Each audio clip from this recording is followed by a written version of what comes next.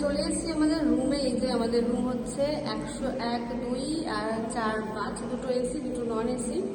এটা হচ্ছে আমাদের, যেহেতু মাম্মাম আছে তাই আমাদের নন এসি নিয়েছি 102।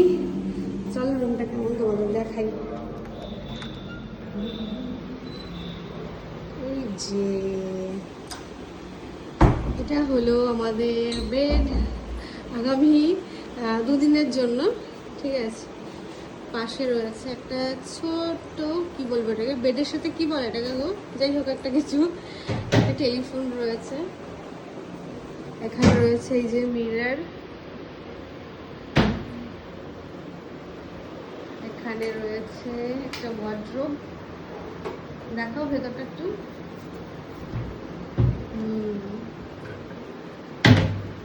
আর এখানে একটা সেন্টার টেবিল, এখানে রয়েছে একটা সোফা,